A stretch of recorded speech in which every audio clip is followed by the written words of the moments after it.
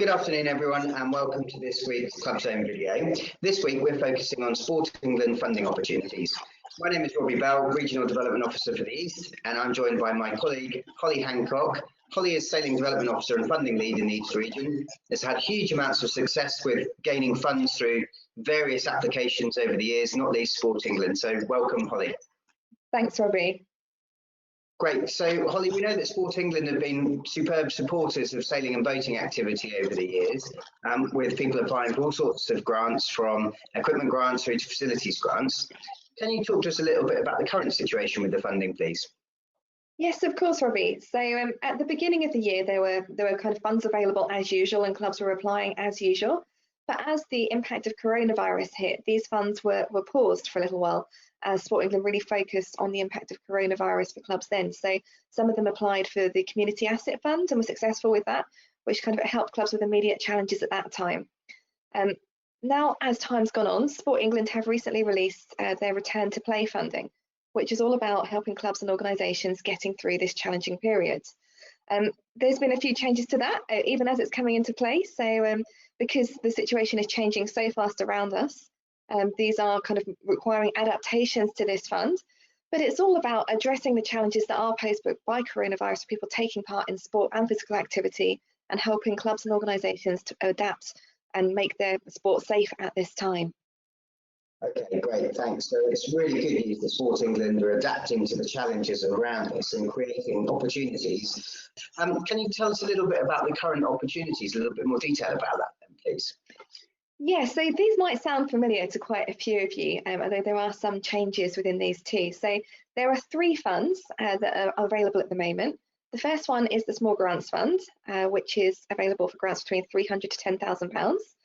The next one is the Community Asset Fund, so this is between £10,000 to £50,000. And then there is also their Active Together Fund, which is a crowdfunding fund available for clubs. Okay, great. So yes, some familiar names in there for sure, and the Small Grants Fund is one of those that clubs have had a huge amount of success with for mainly equipment and possibly some instructor training in the past. Can you talk to us a little bit about what that looks like now, please? Yes, so it has changed a little bit from what it looked like previously. So now it really is focused on the challenges that are posed by coronavirus. And Sport England are taking a broader and flexible approach to what types of projects that can be supported. And it is important to keep looking at their website, because this may well change over time. So at the moment, they said it might be for things like minor alterations to facilities. So it might be that a club needs to reconfigure to meet social distancing requirements, or they might need to carry out volunteer training to deliver their activities safely, or they might need additional sports equipment to meet the current guidelines, or maybe even something like signage or sanitation equipment. There's also a really key change here, and this is that applicants that are supporting people from the most deprived areas can now apply for up to £2,000 in running costs, so rent, utilities and maintenance, to support them through the winter period. So you might be wondering kind of what these deprived areas are and how they're measured. Well, they're measured through something called the Indices of Multiple Deprivation. And essentially what this is a measure of poverty. And areas of England are given a ranking of deprivation, and then that helps us to establish what that is. So if you want to find out more about that, there's information and a postcode checker on the Sport England website.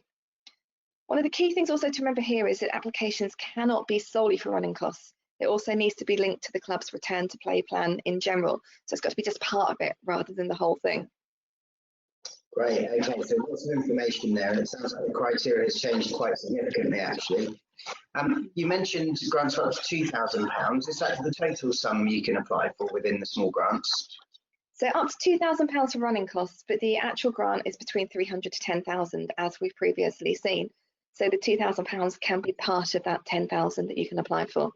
Oh, okay, great. Thanks very much for clarifying. That's really useful. And the next fund you mentioned is a larger fund, the Community Asset Fund. This has been around for a little while, but again has been paused for the last few months. So can you talk to us about the changes that have been made there, please?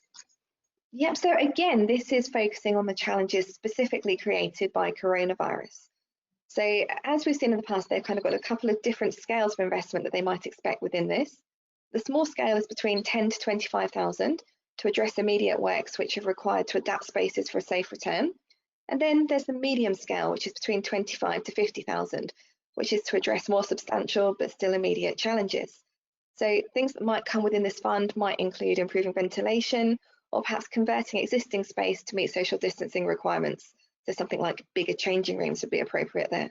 But what they have said is it must be for fixed, semi-permanent capital works. So quite similar to what we've seen, but specifically focused on coronavirus. Right, great, thanks. Again, another potentially quite exciting opportunity for clubs to apply for there. So, Holly, you mentioned a third fund, Active Together. I believe this is to do with crowdfunding. Can you tell us a little bit more about this one as well, please? Yeah, so you might be familiar with this fund because this has actually been running since May this year and enables the opportunity for clubs to apply for funding in areas that are not addressed within the existing funds. So it might be that you want to kind of have more income than the 2,000, or if you're not within one of the deprivation areas, or it might be something else not within that. So it's a crowdfunding initiative and it provides up to £10,000 match funded. And this will often involve setting targets and rewards for contributors. So it might be something like sailing experiences, it might be mentoring, but it also might be some rewards that will target beyond the existing membership too. So they have a wider appeal. Something like a thank you meal might be something that would work there. So there has been some success for sailing clubs. So one example was a club purchased single-handed boats to allow a return to activity whilst adhering to guidelines. And what Sport England are trying to do here is help clubs and organisations to set up their own campaigns to help sustain them into the future. And they'll provide support in doing this. Another real advantage of this is that it does help with increasing visibility and awareness of the organisation. So it's really something to think about of whether it would work for you. Sport England have also said here that they'll make a decision on whether to support a project within a couple of days. So they're looking for organisations to really put across a good case, have a video to talk about what they're doing, and have rewards that will engage beyond the existing membership. And usually it takes about 6 weeks in total to set up and run the campaign. So that's a really good option for clubs to be thinking about.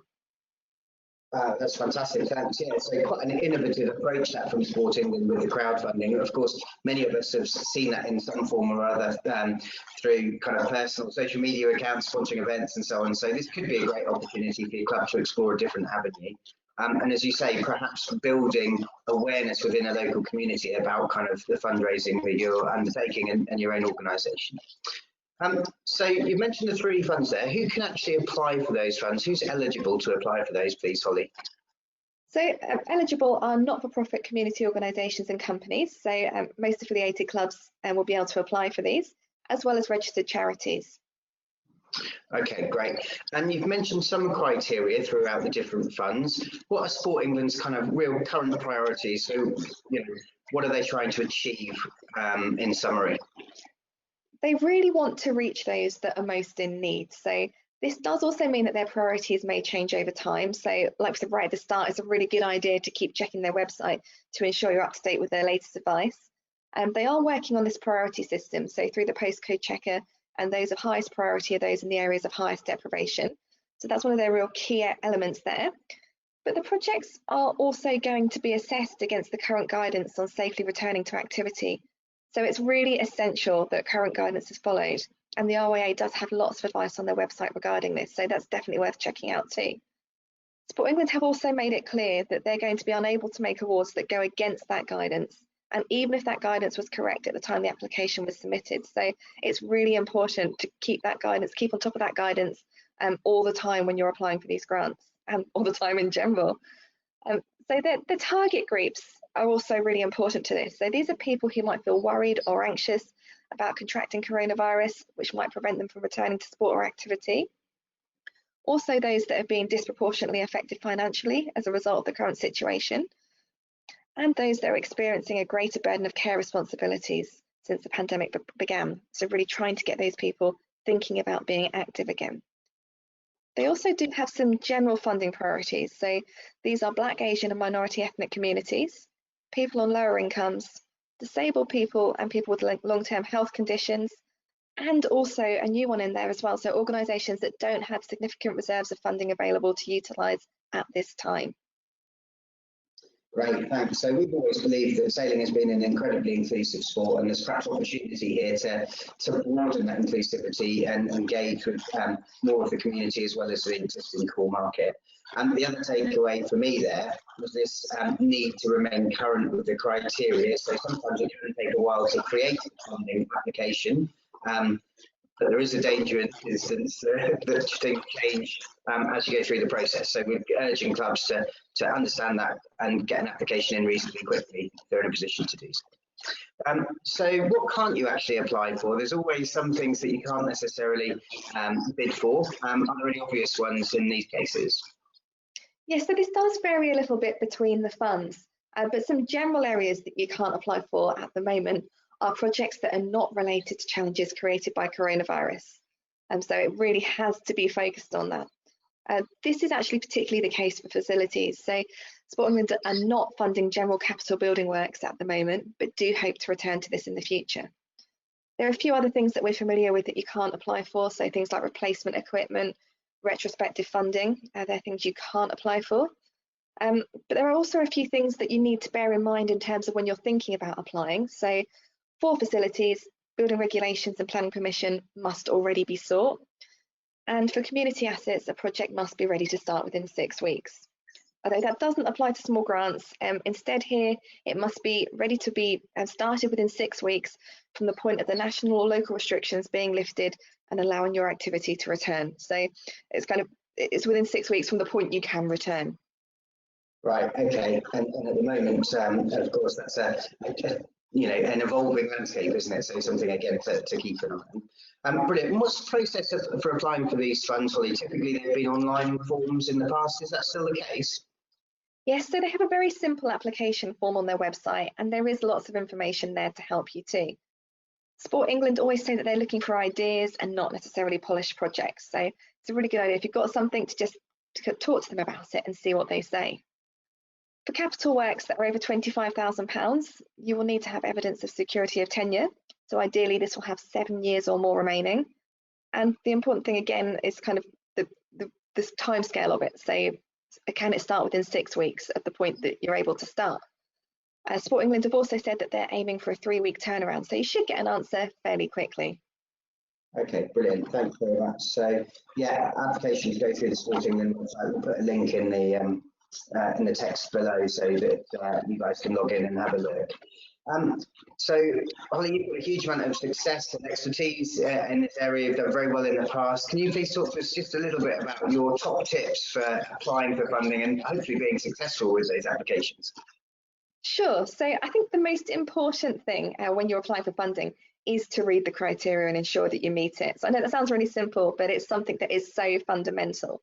You need to make sure that you really clearly explain your project, show what resources you're going to need, and break down the costs. You need to demonstrate how you're going to address the target audience and make your project accessible, as well as thinking about the difference it's going to make and the impact it will have.